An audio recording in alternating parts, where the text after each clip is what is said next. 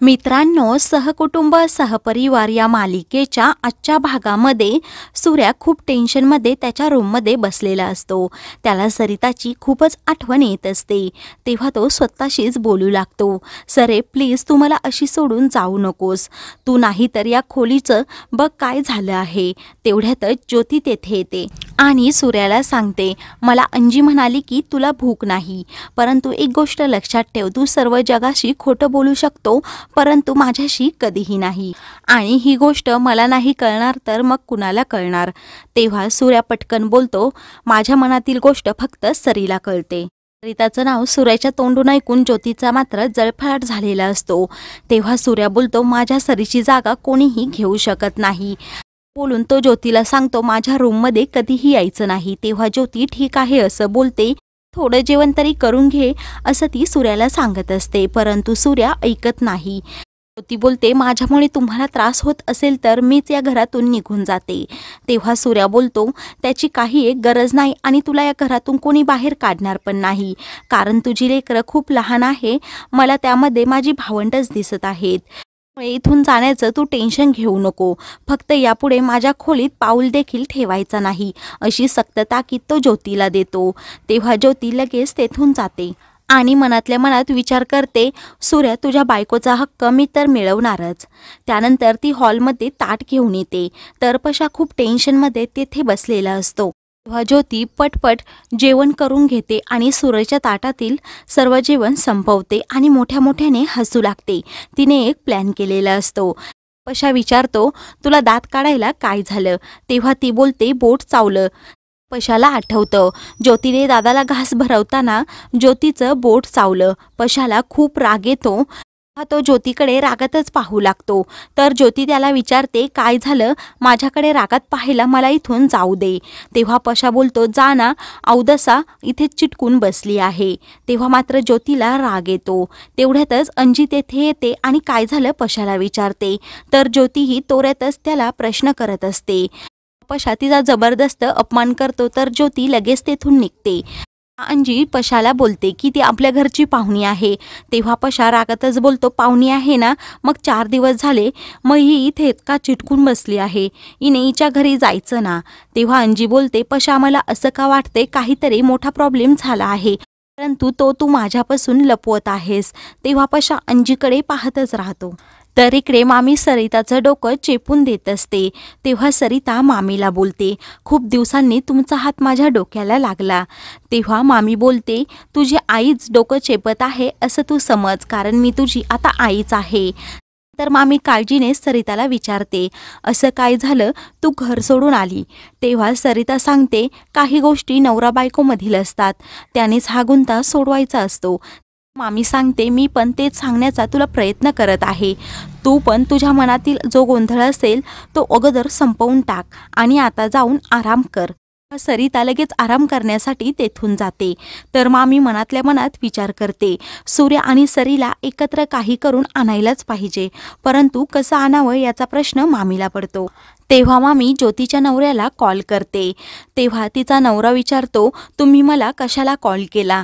तुमच्या मुलीला मी सोने खरेदी करण्यासाठी पैसे दिले नाही. तर तिने खूप गोंधळ घातला आणि माझ्या आईला ढकलून दिलं. आईचा पाय फ्रॅक्चर झाला आणि माझ्या वडिलांना हार्ट अटॅक आला. हे ऐकून मामीला खूप मोठा धक्का बसतो. मामी बोलते, तुम्ही तुमच्या लेकरांसाठी तरी इकडे या आणि त्या बारक्या बारक्या लेकरांना तिकडे घेऊन जा, त्यांनाही तुमची खूप आठवण येत आहे. तेव्हा मामी त्यांना समजवण्याचा खूप प्रयत्न करत असते.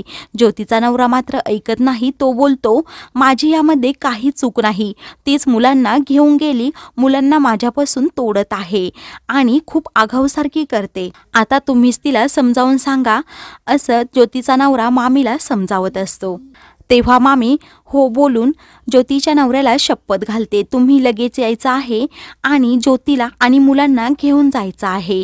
तेव्हा तिच्या नवऱ्याचा नाईलाज होतो. तेव्हा तो लगेच फोन कट करून फोन ठेवतो. ज्योतीच्या नवऱ्याने फोन कट केल्यावर मामी इकडे विचार करत असते की काहीही करून ही अवदसा इथून गेली ना, सर्व प्रॉब्लेम सुटतील, म्हणजे सूर्य आणि सरिताचा संसारही पहिल्यासारखा होईल. काहीही करून मी त्या दोघांना एकत्र आणणारच. दुसऱ्या दिवशी सर्वजण दुकानावर असतात. त्यावेळी एक गिऱ्हाईक येतं आणि सूर्यावर मोठमोठ्याने ओरडू लागतं. तेव्हा तो माणूस सूर्याला बोलत असतो की मी कालच सामानाची ऑर्डर दिली होती, काल रात्री बाहेरच जेवायला लागलं, आज पण तुम्ही सामान पाठवणार आहात की नाही? तेव्हा सूर्या हो बोलतो. तो माणूस गेल्यावर सूर्या जोराजोरात पशाला आवाज देत असतो, परंतु पशा सूर्याचं काहीही म्हणणं ऐकून घेत नाही. त्यानंतर सूर्याचा मोठा आवाज चढलेला पाहून पशा गुपचूप सूर्याजवळ जातो, परंतु त्याच्याकडे पाहत पण नाही. सूर्या रागातच विचारतो, शिंदेची डिलेव्हरी तू का केली नाहीस? तेव्हा पशा बोलतो, दादा तुला डिलेव्हरीचं काय पडलंय एवढं? माझी वहिनी घर सोडून गेली आहे आणि ती परत कधीच येणार नाही. पशा हे सर्व रागात बोलत असतो. तेव्हा सूर्या पशाला पशा असं मोठ्याने बोलतो.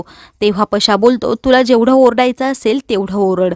मोठा भाऊ ओरडून बोलला म्हणजे त्याचं प्रत्येक वेळी बरोबर असतं असं नाही. तेव्हा सूर्याही पशाला परखडपणे उत्तर देतो, लहान भावाने त्याची मर्यादा कधीच सोडू नये. तेव्हा पशा रागातच त्याला पुन्हा उलट उत्तर देतो, तोंडून मर्यादा हा शब्द अजिबात शोभत नाही. दोघांचं भांडण पाहून वैभवला मात्र खूप मोठा धक्का बसतो. तेव्हा सूर्या पशाला सांगतो, गैरसमज हे नात्यांमध्ये वणवा असतात, त्यामुळे तुम्ही तो घराला लागू देऊ नका. तेव्हा पशा पुन्हा बोलतो की गैरसमज होता, परंतु आता तो दूर झाला आहे.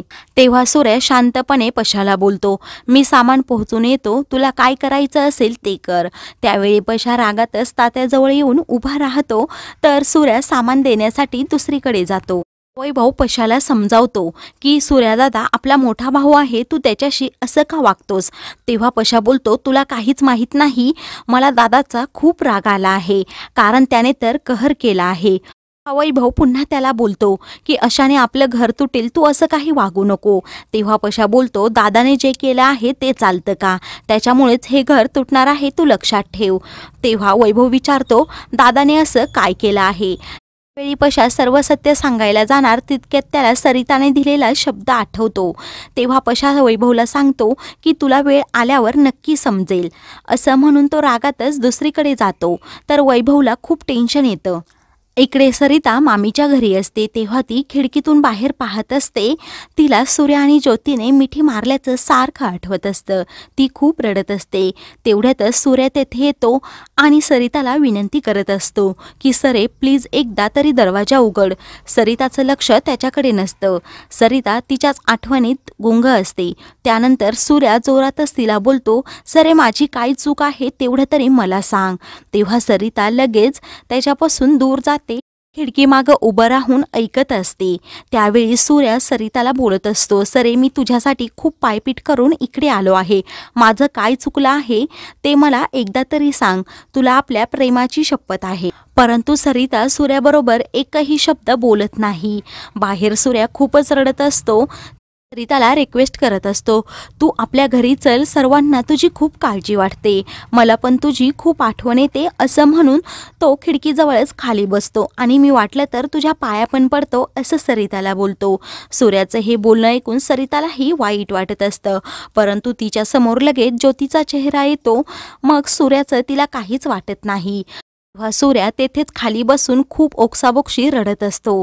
तेवढ्यातच मामी तेथे येते. मामीला सूर्याला रडताना पाहून आश्चर्याचा धक्का बसतो. तेव्हा मामी सूर्याला बोलते, तुम्ही हे काय करत आहात? तेव्हा सूर्या बोलतो, सरीला काय झालं आहे तिने तुम्हाला काही सांगितलं का? तेव्हा मामी नाही बोलते. तर सूर्या बोलतो, मला एकदाच तिच्याबरोबर बोलायचं आहे आणि तिच्या मनात काय प्रश्न चालू आहेत ते तिला विचारून घ्यायचे आहेत. तेव्हा मामी बोलते, तिला फक्त थोडा वेळ द्या आणि वेळच यावरचं औषध आहे. सरिता नक्की सर्व काही तुम्हाला सांगेल. तेव्हा सूर्या विचारतो, म्हणजे नक्की असं होईल का? तेव्हा मामी हो बोलते. मामीच्या ह्या धीराच्या शब्दाने सूर्याला जरा बरं वाटतं. सूर्या तेथून जायला निघतो. तितक्यातच मामी पुन्हा सूर्याला थांबवते आणि त्याला विचारते, तुम्हाला नक्की सरीला भेटायची इच्छा आहे ना? तेव्हा सूर्या हो बोलतो. तेव्हा मामी बोलते, उद्या मी तिला मंदिरात पाठवते, तुम्ही पण तेथे या आणि मन मोकळेपणाने गप्पा मारा. तेव्हा सूर्याचा आनंद गगनात मावेनासा होतो. तेव्हा तो चक्क मामीच्या पाया पडू लागतो, मामीचे आभार मानतो आणि खुश होत घरी जातो.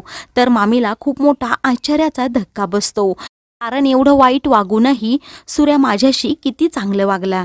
तर मित्रांनो, पुढील भागामध्ये सरिता सूर्याला घडलेला सर्व प्रकार सांगते. तेवढ्यातच सरिताला चक्कर येते, तिचा पाय पायरीवरून खाली घसरतो. ज्योती हा सर्व प्रकार पाहत असते. तर मित्रांनो, अशाच मालिकेंचे पुढील भाग पाहण्यासाठी चॅनलला सबस्क्राईब करा.